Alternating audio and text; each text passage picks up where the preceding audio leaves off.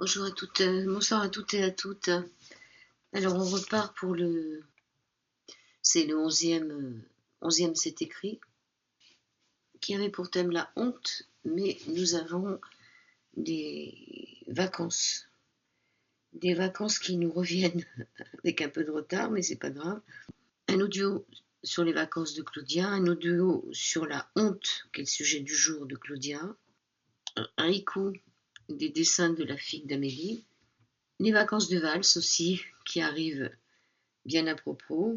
D'ailleurs, sur les vacances, il y a une personne qui nous dit qu'elle n'est partie qu'une seule fois dans sa vie en vacances, 7 jours à Saint-Raphaël en 1987. Brigitte, elle, étant du signe du cancer, va s'énergiser à la mer et dormir dans les dunes en Bretagne. Donc on va passer tout de suite au haïku peut-être d'Amélie, je pense que c'est le plus rapide, avec le petit dessin de sa fille. Il nous envoie un joli dessin de sa fille et un haïku de Natsume Soseki. Je suis partie, dans mon rêve un fleuve, la voie lactée. Ça c'est très joli. On va partir sur les vacances, avec les vacances de valse que je vais retrouver sur ma boîte mail. Les vacances de valse. Elle écrit: je me souviens de mes premières vacances à la campagne, dans le Jura, où vivaient l'été mes grands-oncles et tantes, Mémé Joe et Pépé Joe. Je devais avoir 4 ou 5 ans, peut-être un peu plus. Nous partions en voiture, mes parents, ma sœur Juanita et moi, dans la petite maison en pierre, chauffée par un poêle en bois qui servait de cuisinière. Une immense grange attenante, pas de salle de bain, ni WC, 2 chambres froides, des tableaux des ancêtres couleur sépia, accrochés au mur, qui m'effrayaient un peu. Le premier jour, Mémé Joe nous attire vers différents clapiers.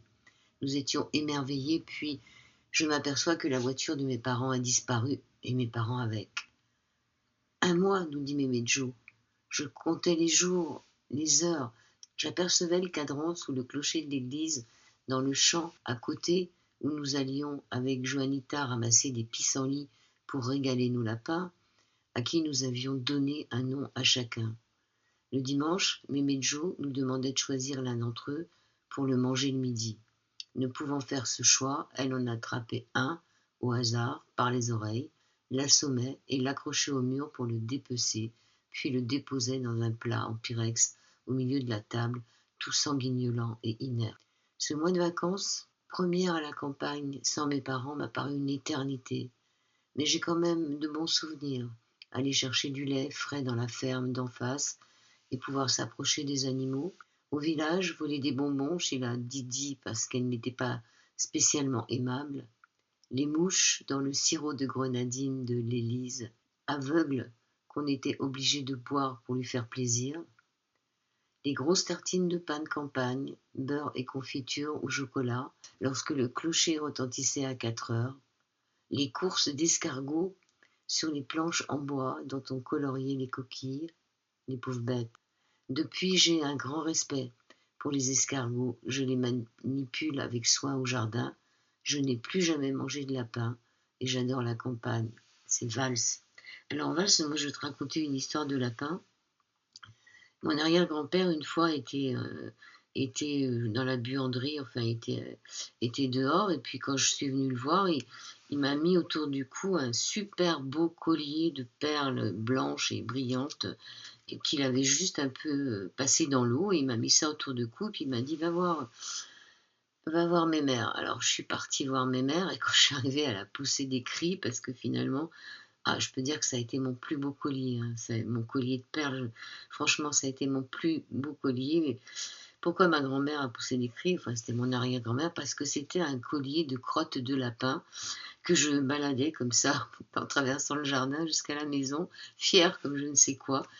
Voilà, mon plus beau collier de perles, c'était un collier de crottes de perles de lapin. Voilà, donc ça m'a rappelé beaucoup de choses, cette maison, avec les WC autour du jardin, avec la cuisinière qui fait tout. Enfin, on a vécu un peu la même chose. Par contre, il n'y avait pas de vaches. Moi, c'était en région parisienne. Il n'y avait pas de vaches. Il y avait des oies, mais il n'y avait pas de vaches. On va passer aux vacances de Claudia. Merci Claudia de nous raconter tes vacances. Alors, les vacances, un bien grand mot. Euh, Déjà, de la troisième à la terminale, dans les familles où il y avait beaucoup d'enfants, ce qui était mon cas, nous travaillions aux pêches, nous travaillions aux abricots. On essaie de ramasser les fruits de l'été. Alors, la première fois, quand vous allez travailler, que vous êtes en vacances scolaires, vous n'avez pas envie du tout hein, de vous lever, etc. Le premier jour, vous dites, oh là là, qu'est-ce qui va m'arriver? Oh, je préférerais rester à la rivière, etc., etc. Mais vous aviez compris que quand même votre maman, elle bataillait, elle n'avait pas le sou, donc il fallait bien l'aider de ce côté-là. Voilà. Et puis après, je me rappelle, des fois, nous faisions un mois et demi de vacances au travail, donc, eh bien, à force de ramasser les pêches, à force de trier les pêches, à force de ramasser n'importe quel fruit de l'été, il y avait aussi des tas de gens comme nous, des tas de jeunes qui travaillait aussi, donc c'était chouette, quoi. Même si on travaillait beaucoup, ça rigolait pas, hein. On travaillait beaucoup, on avait un super goûter le matin, mais il fallait bosser, quoi. Voilà. Mais c'était une autre ambiance. Et puis le soir, quand on rentrait, on était crevés. Alors, de toute façon, je n'avais pas de douche chez moi, mais je me lavais avec le gant et et voilà quoi. Après, on était crevés les premiers jours, la première semaine. Et puis les 4, 5, 6 autres semaines, on était super bien. Voilà. Et puis on était content de ramener de l'argent à nos parents. On en gardait un peu pour nous et on donnait le reste aux parents pour pouvoir améliorer le quotidien. Je suis complètement d'accord avec toi quand tu as parlé que partir en vacances avec un amoureux, c'est la fin de l'insouciance. Oui, tout à fait. Alors je pars en vacances, j'avais 17 ans. J'avais fait croire à ma mère plein de choses et elle m'a cru parce que fallait vraiment que j'ai le champ libre quoi. Dans ma tête, je me suis dit non non mais là je vais partir avec lui quoi, c'est mon amour etc etc. Et je ne vois même pas la route par laquelle nous sommes passés pour aller à Collioure. Voilà, mais je me souviens ce jour-là il y avait aussi du grand vent, il faisait très très beau. Moi, j'étais toujours dans le souci. Est-ce qu'il va m'aimer? Est-ce qu'il va me trouver bien? Même le matin au réveil. Est-ce que, est-ce que je ne vais pas le contrarier? Est-ce que si? Est-ce que ça? Donc, je me suis fait plein de soucis pendant ces vacances en amoureux. Et cerise sur le gâteau, en allant se baigner, eh bien, j'ai marché sur des oursins et j'ai eu beaucoup de fièvre, donc j'ai été malade. Ensuite, j'ai eu de très grands coups de soleil, mais vraiment des coups de soleil écrevisses, c'est-à-dire que je ne pouvais même pas dormir sur le dos, tellement j'étais brûlée. Et franchement, je me demandais ce que je faisais là. Bien, ensuite, je me souviens du camping, donc camping avec beaucoup de vent en hauteur. C'était certainement magnifique, mais je n'ai profité de rien. Et puis, je me suis aperçue que le matin, au premier café, l'amoureux était parti avec rien et on avait un petit réchaud, mais on n'avait même pas de quoi faire chauffer notre café et c'était débile quoi. Voilà. Donc je ne peux pas dire que mes vacances, les premières vacances avec un amoureux, c'était chouette parce que c'était pas du tout le cas et mon insouciance était partie et vraiment ça m'a fait mal de perdre l'insouciance. Ensuite, on va passer à la honte, le sujet qui était le sujet du jour. On va écouter Claudia qui nous parle de sa honte, enfin la honte qu'elle a eue quand elle était ado à l'école. Merci Claudia. J'avais 15 ans au lycée en cours de sport. Cette année-là, le sport et moi, ça faisait deux. Je n'avais pas trouvé le sport qui me plaisait et cette prof, elle était toujours derrière moi en train de me faire faire tout ce qu'elle voulait, quoi. Et ce jour-là, elle me dit, tu vas faire un enchaînement sur la poutre et je n'avais pas du tout envie. Autant j'aimais les barres parallèles que la poutre, j'avais le vertige. Ce jour-là, elle me fait faire donc l'enchaînement, je monte, voilà, arrière, retour, devant, petit saut en extension. Et puis voilà, Tipa, qu'elle ajoute un saut et elle me dit oui, au bout de la poutre, tu vas arriver, tu vas faire un saut en extension supplémentaire. Et voilà, je saute et balaboum, je me prends le bout de la poutre en plein dans l'entrejambe. Donc le mal, je vous assure, incommensurable, puisque mon intimité avait frappé la poutre très élégamment, j'allais dire. Et je n'ai dit à personne que j'avais mal, j'ai gardé la souffrance pour moi. Je suis arrivée chez mes parents le soir à 6 heures. J'ai couru vers la bouteille de Saint-Ol et j'ai pris des gants et toute la nuit dans mon lit, j'ai mis des gants de Saint-Ol parce que mon bas-ventre était devenu noir, vert kaki, jaune pisseux. Enfin, j'avais des couleurs fantastiquement laides. Et je sais que je m'étais vraiment esquintée avec un super hématome, quoi. Donc j'ai eu très honte de le dire à ma mère. J'ai eu honte et je ne l'ai jamais dit. Le matin au réveil, elle me dit, ça sent vraiment le synthol chez toi. Et je lui dis, oui, ben, j'ai fait des bleus à l'école, donc je me suis mis du synthol. Voilà. Honte de dire à ma mère que j'avais eu mal et honte parce que j'avais raté l'exercice. Et du coup, la honte s'est transformée en colère parce que j'en ai vraiment voulu à la prof de m'avoir forcé ce jour-là.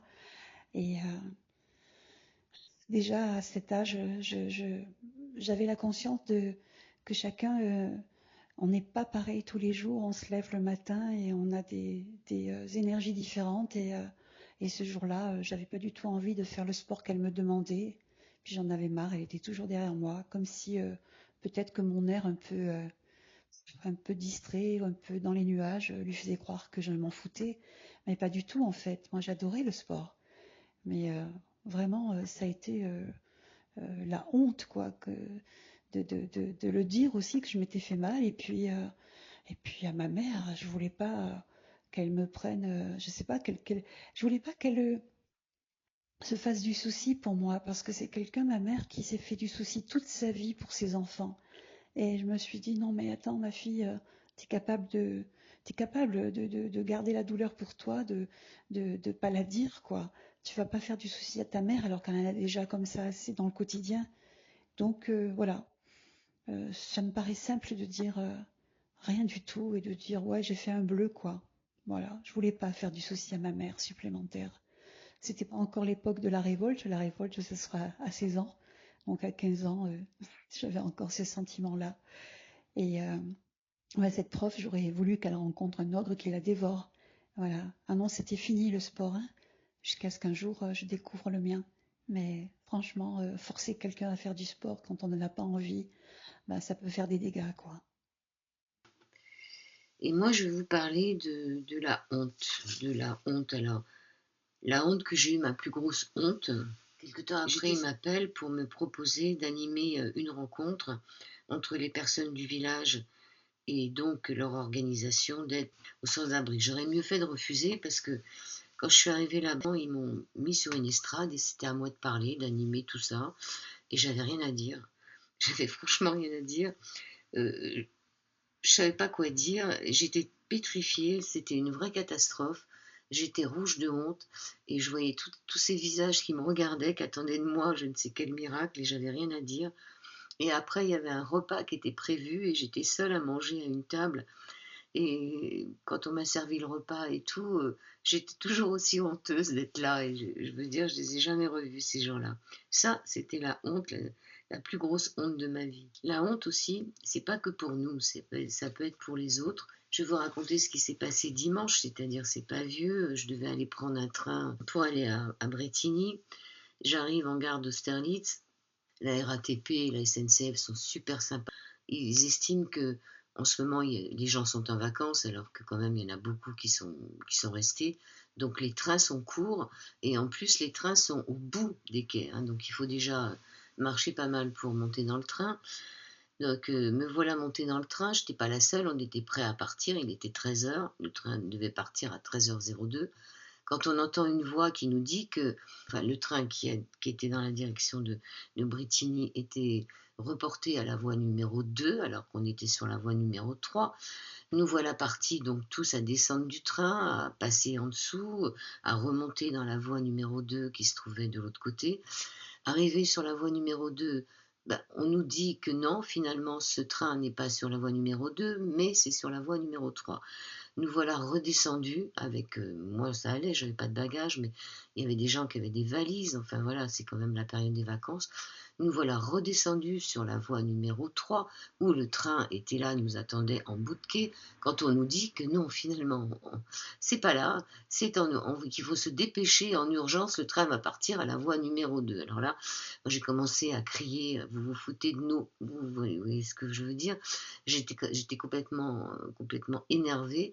On est arrivé à la voie numéro 2. Là, le train était long, donc on n'avait pas besoin d'aller jusqu'en début de quai. Mais figurez-vous que tout le monde s'entassait dans le dernier wagon parce que les wagons de tête ne s'ouvraient pas.